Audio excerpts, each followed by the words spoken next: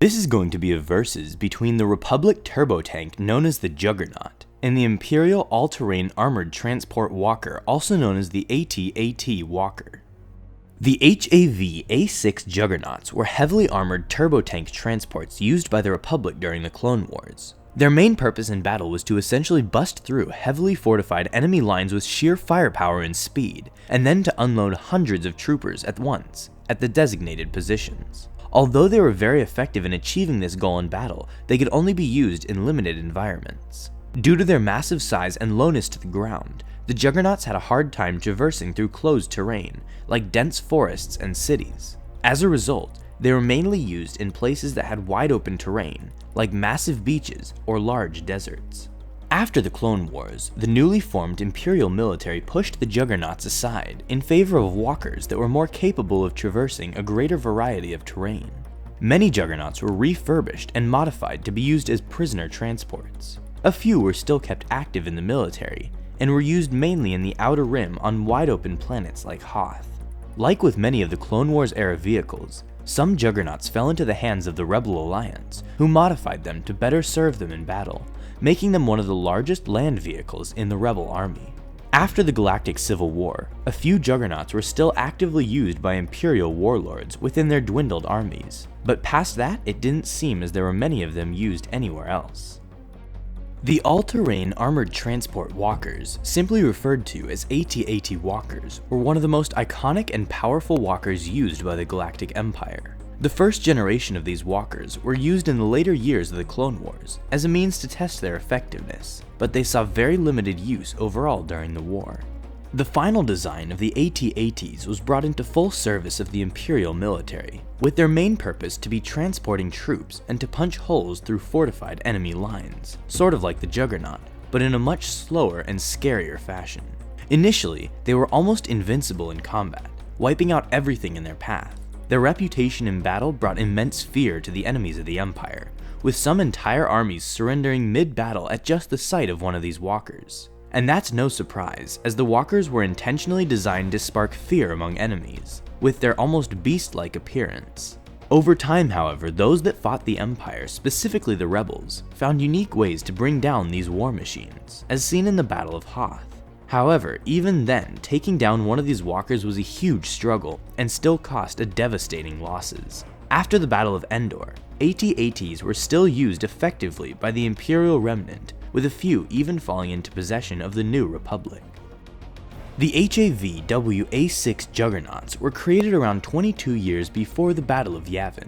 They required a crew of 20 men, with 8 of them serving as gunners, and it could carry from 50 to 300 troopers depending if it's carrying any other equipment. For armament, they had 1 heavy laser cannon turret, 1 rapid repeating heavy laser cannon, 2 medium anti-personnel laser cannons, 2 twin blaster cannons, and 2 retractable rocket launchers on the sides. It was said that a single Juggernaut was capable of blasting enough firepower to output the heat of a nuclear bomb.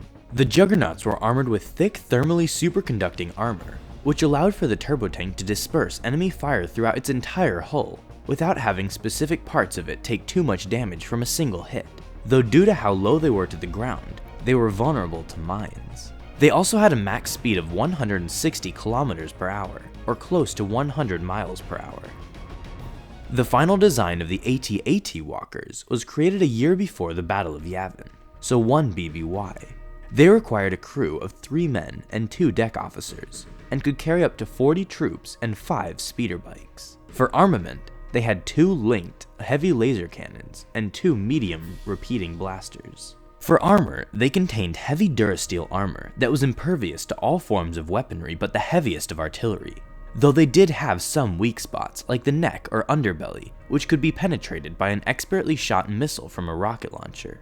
The long legs of the walker also showed weakness, being used to trip the entire AT-AT in battle as seen in Hoth. They had a max speed of 60 kilometers per hour, or around 37 miles per hour. Though to achieve this max speed, the walker would have to essentially divert all of its power to movement, resulting in not being able to fire as powerful of blasts from its cannons as it could otherwise.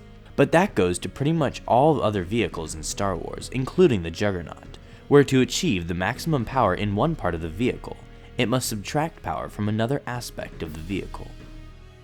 Anyway, for this battle, the crews of both vehicles will be of equal competence and training, as this versus is between the two vehicles and not the soldiers within them. Okay, so for the first fight, let's say that both the Juggernaut and the AT-AT Walker are facing each other at a distance of about 100 feet, and all they have to do is just fire upon each other with all of their weapons, and the last one standing would be declared the winner. So who would win? Well, the Juggernaut would surely be able to tank a good amount of direct hits from the AT-AT Walker before finally being disabled and eventually destroyed. It's heavily armored, but not so much to where it's invincible. Its heavy armor would just buy it some time. The real question is, would the AT-AT Walker be able to completely tank all of the Juggernaut's firepower, in the sense that it would just brush off all the hits and just go on with its attack on the Turbo Tank? Or would the Walker's armor eventually start to wear down and finally lead to its destruction?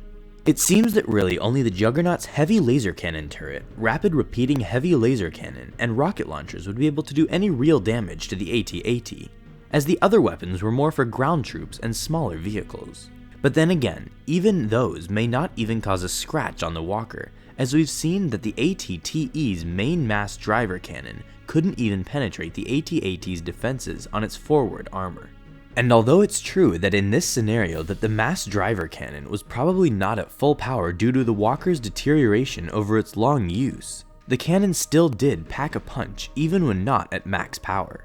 So in this case, the Juggernaut's heavy cannons and rockets would probably either do no damage or very little damage to the AT-AT Walker's forward armored defenses, meaning that the Turbo Tank would be disabled and destroyed way before the Imperial Walker in this scenario, where they were essentially parked right in front of each other. The next scenario will be having the two vehicles placed at a great distance from each other, to where their weapons are out of range, forcing them to move towards one another. The terrain will be plain and open. Now in this scenario, it would be possible for the Juggernaut to flank the AT-AT Walker and to try to attack its weak points from the side, particularly its neck with its heavy cannons and rockets. With the Juggernaut being almost 3 times faster than the AT-AT, it would easily be able to flank the Walker.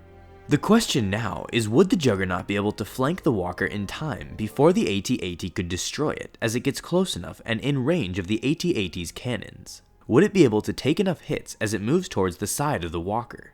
If it can, then the Juggernaut would have a great chance of destroying the AT-AT once it gets close enough to the side and has an open view of the neck. But then again, the Walker is able to turn around quite quickly, adjusting its body and head in a means to cover its weak point. So in this case, it's possible that we would be seeing the Walker constantly turning itself around in an attempt to protect its neck, while the Juggernaut circles around it making shots at the neck at every chance it gets. In this case, it's up in the air who would win. But in our opinion, if the Juggernaut is able to completely flank the AT-AT in time, and is able to get close enough, then it should have a greater chance of destroying it, if it's able to land a critical blow on the neck before the Walker has a chance to turn around.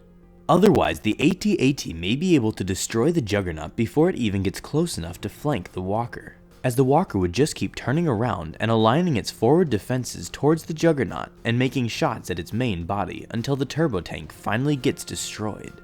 And in our last scenario, we would have the two vehicles fight in a closed environment, like a dense forest. In this scenario, the AT-AT would have the advantage, as it would be able to traverse the environment with relative ease, while the Juggernaut would have trouble making all the necessary twists and turns as it attempts to move its massive body through the narrow trees and over the obstacles on the ground.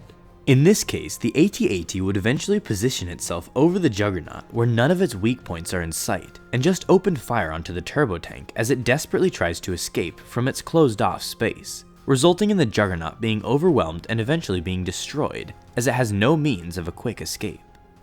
Remember, this is all our opinion based on the information provided. Let us know if you agree or disagree with our outcomes in the 3 scenarios, and let us know why.